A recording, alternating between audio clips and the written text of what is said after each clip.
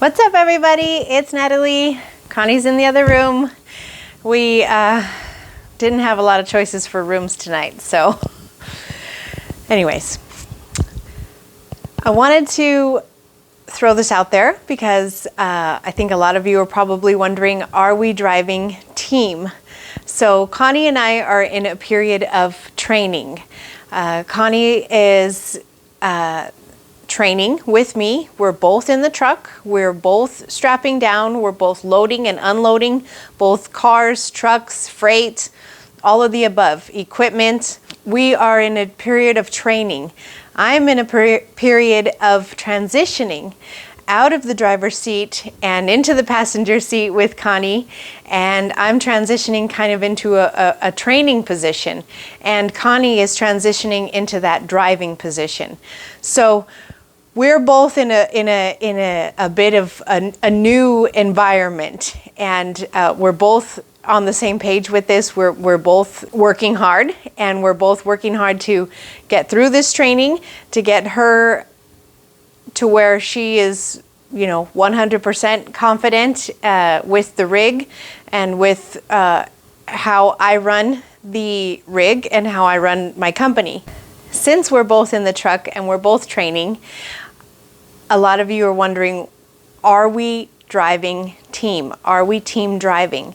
The short answer to that is no, we are not. I'm going to give you the reason for that, and then I'm going to give you why. They're two separate things.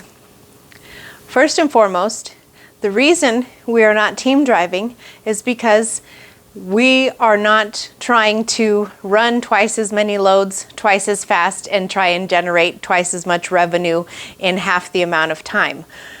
That's not the point of this. The point of this is to train Connie. The point of this is to take our time, run miles, get her adjusted to my rig, the turn radius on my rig, on my Hotshot rig, as opposed to previously her driving experience in a big rig.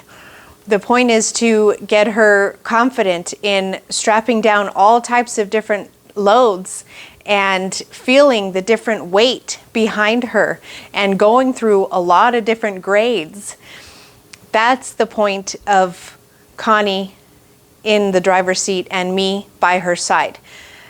I am both showing her, how the different aspects of this business, of how the rig works and how I work. I'm both showing her in person as well as verbally. We're walking through things, and you guys are kind of seeing that on the videos. I'm probably doing a lot of this and a lot of this. And I tend to be a little animated, and I am communicating to her, directing her, and she's doing fantastically. I'm very pleased with Connie, her confidence.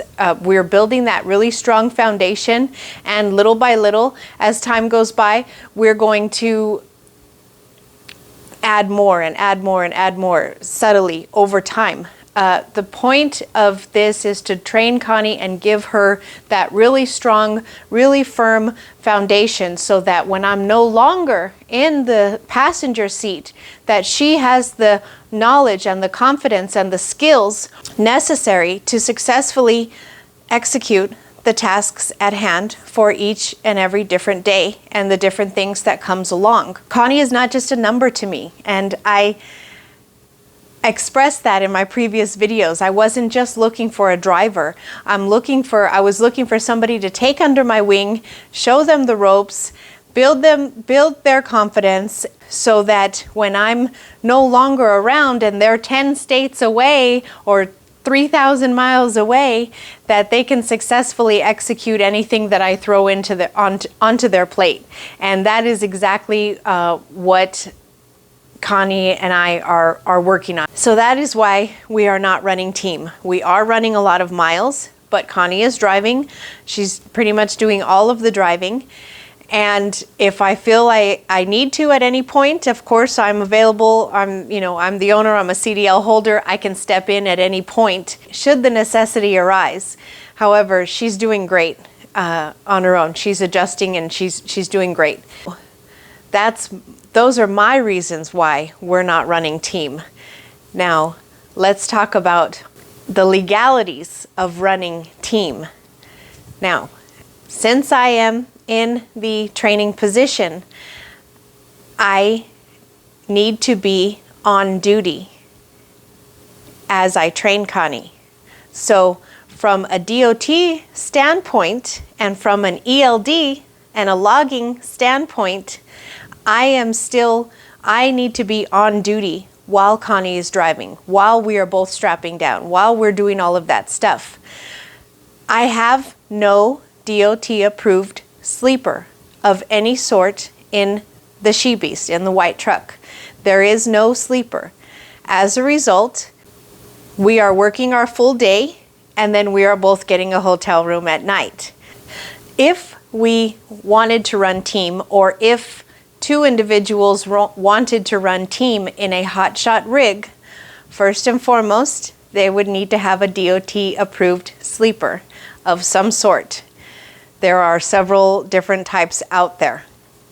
And two, they would never be allowed, from a DOT and a legal standpoint, they are not allowed to jump into the front seat.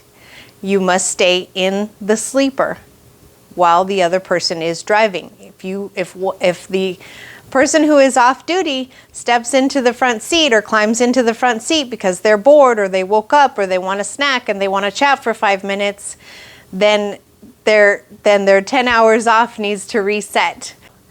There really is no benefit in running team in the rig that I have and under the training conditions that Connie and I are both under.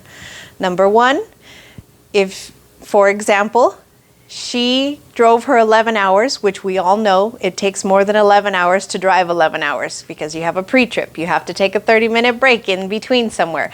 Then you gotta use the restroom at some point. Then you gotta fuel at some point. So we all know driving 11 hours does not just take 11 hours. There is more time, probably at least 12 hours total, and 11 hours of that is driving. So knowing that, if, for example, Connie were to drive her 11 hours and I am in a training position, so I am in the passenger seat, I would be on duty for 11 hours.